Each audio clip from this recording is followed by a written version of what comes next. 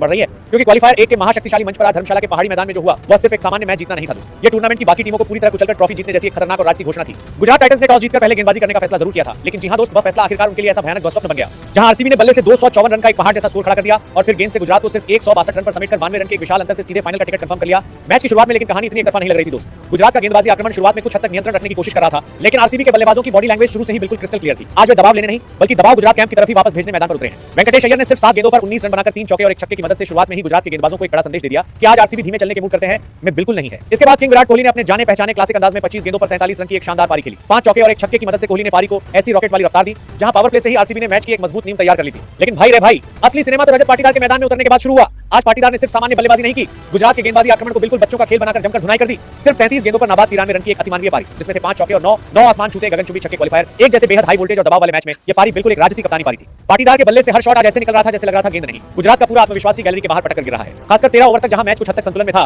वहां से आखिरी 7 ओवर में आरसीबी ने अकेले ही 126 रन बनाकर पूरे मैच को एक झटके में गुजरात के हाथों से छीन लिया। दूसरे छोर पर देवदत्त पडिक्कल ने 19 गेंदों पर 30 रन बनाकर महत्वपूर्ण योगदान दिया और कृणाल पांड्या ने आज फिर साबित कर दिया कि बड़े मैच में वह कितने अंडररेटेड लेकिन बेहद खतरनाक और असरदार क्रिकेटर है। 28 गेंदों पर 47 करते लगा दिया कि साल की टीम 5 चौके और 2 छक्के पाटीदार के साथ कृणाल की यह विध्वंसक जोड़ी गुजरात के सारे गेंदबाजी प्लान को ताश के पत्तों के घर की तरह तोड़कर चकनाचूर कर देती है। आखिर में आकर जितेश शर्मा ने सिर्फ 5 गेंदों पर 15 रन बनाकर पारी को एक आगरा मार देंगे वाला फिनिश दिया और इसी के साथ आरसीबी ने 20 ओवर में 5 विकेट गंवाकर स्कोरबोर्ड पर 254 रन टांग दिए, जो आईपीएल प्लेऑफ के इतिहास के पन्नों में सबसे खतरनाक और ऐतिहासिक टोटल में से एक है। गुजरात की गेंदबाजी लाइनअप आज आरसीबी के इस तांडव के सामने पूरी तरह दबाव में टूट गई दोस्तों। कागिसो रबाडा ने 4 ओवर में 54 रन देकर 2 विकेट लिए, जेसन होल्डर ने 4 ओवर में 39 रन देकर 2 विकेट पाए, प्रसिद्ध कृष्णा ने 4 ओवर में 53 रन देकर 1 विकेट लिया और मोहम्मद सिराज ने 3 ओवर में 46 रन खर्च किए। लेकिन दोस्त, आज असली समस्या सिर्फ रन खाना नहीं था, गुजरात की बेहद खराब फील्डिंग ने भी आज उन्हें पूरी तरह डुबो दिया। पाटीदार जैसे सेट हो चुके बल्लेबाज का कैच छोड़ने पर बड़े मैच में उसकी कितनी निर्मम सजा मिल सकती है, यह आज गुजरात टाइटंस ने बहुत अच्छी तरह हार्ड मांस तक महसूस कर लिया। 255 रन के इस एवरेस्ट जैसे लक्ष्य का पीछा करने उतरी गुजरात के सामने सिर्फ एक ही खुला रास्ता था, उनके टॉप ऑर्डर को एक विस्फोटक शुरुआत देनी ही होगी। लेकिन भाई रे भाई, शुरुआत होते ही गुजरात की कहानी लगभग खत्म। इनफॉर्म साई सुदर्शन 9 गेंदों पर 14 रन बनाकर बेहद दुर्भाग्यपूर्ण तरीके से हिट विकेट होकर पवेलियन लौट गए। कप्तान शुभमन गिल 7 गेंदों पर सिर्फ 2 रन बनाकर भुवनेश्वर कुमार की एक जादुई गेंद पर क्लीन बोल्ड हो गए और जॉस बटलर 11 गेंदों पर 29 रन बनाकर एक पलटवार वाला तूफान खड़ा करना चाहते थे,